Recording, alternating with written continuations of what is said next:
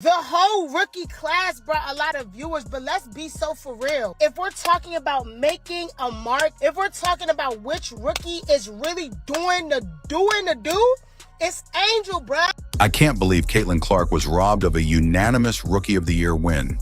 Out of 67 voters, 66 agreed that Clark deserved the title, but one person chose to vote for Angel Reese instead. A lot of fans, they were anticipating Caitlin Clark becoming the 6th ever unanimous Rookie of the Year. Obviously, that did not come to fruition. She was just one vote shy. Were you surprised at all? I wasn't really surprised, just because anytime you have 67 people voting on something, everyone's not going to have the same opinion. And Angel Reese, of course, had a terrific season. How could the WNBA even let this happen?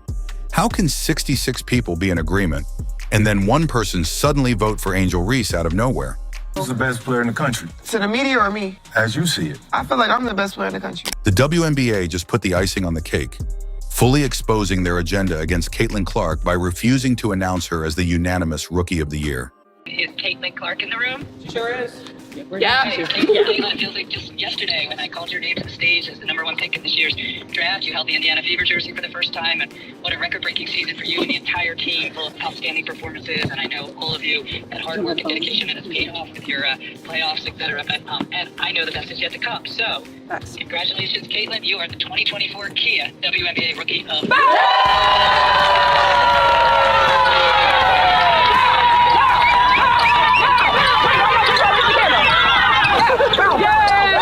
Caitlin had a record-breaking season, and fans can't comprehend how anyone could have voted for Angel Reese. How can someone on the WNBA board watch the entire season and still claim Reese played better? Clark was clearly the best rookie. That's why y'all don't want Angel to win. Jason Whitlock posted on Twitter that fans believe Cheryl Swoops was the one who voted against Caitlin Clark, sabotaging her chances of becoming just the 6th player to win Rookie of the Year unanimously. To me, Angel may have exceeded expectations even more so than Caitlin. I'm sure viewership is going to plummet even more from this point forward. Fans already stopped tuning in after Caitlin Clark was knocked out of the playoffs by the Sun, and this latest controversy gives them an even bigger reason to stop watching now. Cheryl Swoops, all y'all other haters out there, and I'm gonna call you out, man, because it's blatantly obvious why you hating on the young lady. If she was black, man, everybody be going crazy about Caitlin Clark right now. But she not. The hate against Caitlin Clark in the WNBA has felt so forced, and this situation just tops it off in a season where Clark dominated, but still didn't get the recognition she deserved. Hopefully that one person who voted against her can be looked into, because there's no way anyone who watched the season could honestly say Angel Reese had a better year than Caitlin. Our Rookie of the Year is going to go based on the standing. Okay. Because I think that is how you have the opportunity to measure impact. And the sky's right above them. And the Sky right now are in the playoffs, so you'd have to give the nod in my mind to Angel Reese. Caitlin Clark's final statement to close out the season read, "Year 1 complete. Thank you to the many people who have supported me as I've been able to live my childhood dream. I'm filled with gratitude as I reflect on this past year of my life. See you all in year 2. Pretty impressive for Caitlin to win Rookie of the Year in a dominant fashion when it is going to be one of the great rookie classes in the history of the league. Caitlin Clark's rise to stardom has been marked by countless achievements, but her recent experience with the WNBA Rookie of the Year vote represents a significant low. It's no secret to fans of women's basketball that Clark had an undeniably dominant rookie season, one that most expected would be capped off with a unanimous Rookie of the Year award. Yeah, the reason why we watching women's basketball is not just because of one person. It's because of me too, and I want y'all to realize that. Look at how she always trying to throw herself into something. I mean, this is from the man perspective. We're not watching a Angel Reese game unless she's playing against Caitlin Clark. But we will watch a Caitlin Clark game without Angel Reese. Yet in a surprising twist, Caitlin Clark did not receive a unanimous vote, with one dissenting ballot going to Angel Reese. For Clark's supporters, this feels more like a robbery than a fair contest. While there's no denying Angel Reese is a talented player, comparing her season to Caitlin Clark's is where the issue arises. This kid's on the wrong team. She's got the wrong skill set to handle the physicality of that league, and she's a rookie. And if you're a WNBA player, if you're any kind of player, you're going to say, I'm going to make a statement. targeted by society, targeted by her looks, targeted by her reputation. There's a huge target on this kid's back. This rookie class isn't even one of the best rookie classes in the last 10 years. Clark's statistical dominance and impact throughout the season far exceeded that of any other rookie. Yet here we are, with one vote standing in the way of her complete recognition. So obvious. It's so obvious who should win the award, and when you're the one who doesn't do it, you don't deserve the vote. It's not about undervaluing Reese's contributions. It's about looking at the facts objectively. Caitlin Clark's rookie year was nothing short of extraordinary, and fans were left bewildered when they heard about the vote for Reese. They found themselves asking what exactly Reese did that topped Clark's season. It seems that for some, the vote for Angel Reese wasn't based solely on performance, but rather on personal preferences or biases. Speculation has run rampant that it was Cheryl Swoops who cast the lone vote for Reese. Whether or not that's true, the idea that someone intentionally denied Clark unanimous recognition doesn't sit right with most fans. The frustration surrounding this decision speaks to a larger issue: the politics and biases within the WNBA and how those forces may have worked against Caitlin Clark. And I heard you gave me my flowers. Oh, I'm gonna cry. To you, one, because you deserve it. Thank you. As a Black woman, to watch you walk in your truth, regardless of what everybody says, how they feel. Perfect name for this podcast. I love how you just keep proving them wrong. You just keep being you. You're just so beautiful while you do it. Thank you. And I'm just so proud of you. Okay. So I'm gonna give you your flowers. This isn't the first time Caitlin Clark has been denied the recognition she deserves. For some reason, the WNBA has continually seemed hesitant to fully embrace her, despite her clear superstar potential. Whether it's due to underpromotion or a lack of media attention, fans have been vocal about this, especially after the Rookie of the Year vote. That vote feels like the culmination of a season where Clark's success was downplayed or overshadowed by others. When you look at the numbers and watch her games, it's obvious that Clark was the standout rookie. Yet she was robbed of her unanimous moment once again, leaving her fans and supporters feeling that the WNBA is deliberately holding her back. Who's the second best player in the country? Either Caitlin Clark or Leah Boston. One of the most frustrating aspects of this situation is its recurring nature. How many times can one player be denied their rightful recognition before people start questioning the system itself? For Caitlin Clark, the Rookie of the Year vote is just another example of how she's been treated unfairly by the league, leaving many to wonder if there's something more going on behind the scenes.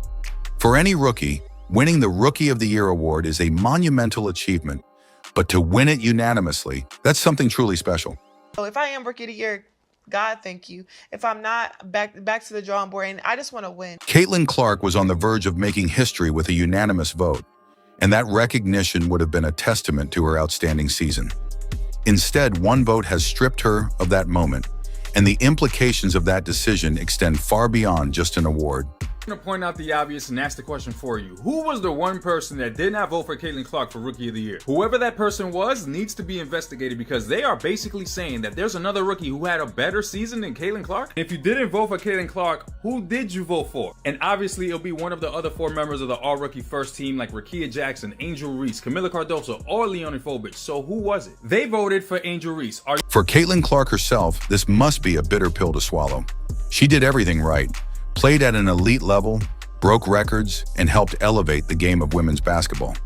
Yet despite all that, she was still denied the unanimous vote. It was a moment that could have been career-defining, but instead it feels like a missed opportunity for true recognition. Perhaps one of the most vocal groups in this situation is Caitlin Clark's fan base. Her supporters have stood by her throughout her career and have witnessed firsthand the bias and unfair treatment she's received. For many, the Rookie of the Year vote was the last straw. They've seen her face bias on the court, in media coverage, and now in an official vote. The overwhelming consensus among her fans is that Caitlin Clark deserves better than this. Number 7. So I'm like, cool. Like, the pressure is not even on me because I'm drafted 7, so the pressure shouldn't even be up there. So I'm like, all right, cool. I can just hoop. So I don't know when like it started to just break out where I was just in rookie of the year conversations. I'm like, all right, cool. It's because you started killing it. Well, yeah. And they're like, oh my God. In fact, some of Caitlin Clark's fans have even suggested that she should leave the WNBA altogether and move to Europe. European basketball leagues are known for paying their players better and treating them more fairly. The idea is that Clark could continue her career in Europe without having to deal with the biases in politics that seem to permeate the WNBA. For her fans, the European leagues represent an opportunity for her to gain the recognition she truly deserves, both in terms of her salary and her treatment as a player. Biggest star in the league, Caitlin Clark, is only making a base salary of around $76,000 or $78,000. So Caitlin's rookie salary is a little over $300,000 for 4 years, and that's all that she's going to make in the WNBA. Another aspect of Caitlin Clark's career that has drawn attention is her relationship with Nike. After she won the Rookie of the Year award, Nike finally acknowledged her achievement, but it felt like an afterthought. In contrast, Adidas had been promoting Caitlin Clark long before Nike chose to recognize her. For many fans, this delay from Nike was just another example of how Clark has been underappreciated by the very institutions that should be supporting her. Nike's merchandise for Caitlin Clark's awards sold out in just 50 minutes, which highlights her popularity. What's particularly puzzling about Nike's reluctance to promote Clark is that the numbers clearly show how much of a draw she is. When Nike finally released her merchandise, it sold out within the first hour, something that doesn't happen every day. It's a clear indication that Clark has a massive following and that people are eager to spend money on her products. So why has Nike been so slow to capitalize on that? How do you miss an opportunity like that? How do you not capitalize? It doesn't make any sense at all. One reason could be Nike's decision to focus on Aja Wilson as their primary advocate. While Wilson is undoubtedly a great player, many feel that Clark has a broader appeal and could sell more products. Nike's hesitation to promote Clark seems like a missed opportunity, leaving fans to wonder if there's something more at play here. Not about business. They're not about growing the WNBA. They're about diversity, equity, and inclusion. This is insanity, what they're doing To fully understand the frustration surrounding the Rookie of the Year vote, it's essential to examine Caitlin Clark's performance throughout the season. Her dominance was unmatched by any other rookie and, in many cases, by any player in the league. She led the league in several statistical categories, including points, assists, and minutes played. Her ability to take over games and lead her team was evident from the very beginning of the season and became increasingly pronounced as the year progressed. Clark's performance this season wasn't just impressive for a rookie, it was exceptional for any player in the league. Looking at Angel Reese and looking at Caitlin Clark is like going into your closet, finding your favorite pair of heels and finding your favorite pair of sneakers, and then being asked, which is the better shoe? Both shoes give you style in different ways. Both shoes give you comfort in different ways. Both shoes give you functionality in different ways. The fact that Caitlin Clark didn't receive a unanimous vote for Rookie of the Year feels like a slap in the face to everything she accomplished. It's not just about the numbers, though they speak for themselves, but about the way Clark played the game, the way she carried herself on and off the court, and the impact she had on her team and the league as a whole. Being denied unanimous recognition feels like an injustice, and it's one that her fans aren't going to forget anytime soon. The Rookie of the Year vote is just one example of the bias Clark has faced throughout her career. From the moment she entered the WNBA, there has been a sense that she's been held to a different standard than other players. Whether it's in the media coverage she receives, how she's treated by officials during games, or the decisions made by league officials. Many believe Clark has encountered obstacles that are simply unfair. Do not believe that anyone legitimately watched the two play and looked at the stat line and looked at the results of the team. Any metric you want to look at, improvement from the team from one year to the next with that player, stats, records broken, head-to-head, everything. There's not a single person who looked at that and said, I think Angel Reese is actually the... This bias has been glaringly evident in how Clark's success has been downplayed. Despite her record-breaking performances, there has been a reluctance to fully embrace her as the face of the league. This is puzzling given the tremendous impact she's had on the WNBA. One of the most frustrating aspects of Caitlin Clark's treatment by the WNBA is that the league is missing out on a massive opportunity. Clark has the potential to be the face of the WNBA, to attract new fans, and to elevate the game to new heights. Yet the league has been slow to fully support her. Clark's influence on the WNBA is undeniable.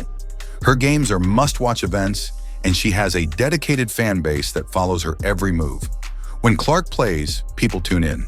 She has the ability to bring in new audiences who might not have been interested in women's basketball before. Yet despite this, the WNBA seems hesitant to fully capitalize on her star power. This is a missed opportunity, not just for Caitlin Clark, but for the league as a whole. By failing to fully support Clark, the WNBA is missing the chance to grow the game and reach new audiences. Think about usage rate. Think about how much a player is directly impacting whatever happens on the court, good or bad. The usage rate statistic tells me how much is the player shouldering in terms of responsibility in an offense and attention from the defense at any given point in the game. Now, Clark had the highest usage rate of all rookies, with Angel Reese shortly behind her. Perhaps the most vocal group in this entire situation has been Caitlin Clark's fans.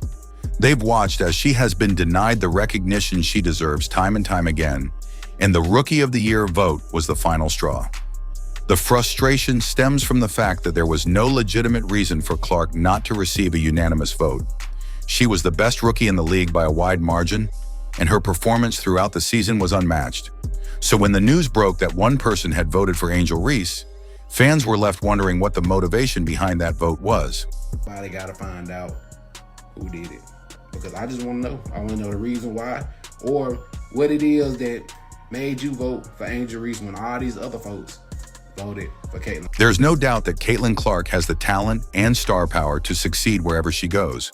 Whether she chooses to stay in the WNBA, move to Europe, or explore other options, her future is full of possibilities. One thing is clear: Caitlin Clark's fans will be with her every step of the way, supporting her no matter where her career takes her. The Rookie of the Year vote may have been a disappointment, but it's not the end of Caitlin Clark's story. In fact, it's just the beginning. If you enjoyed this video, please leave a like and subscribe. More videos are on screen now.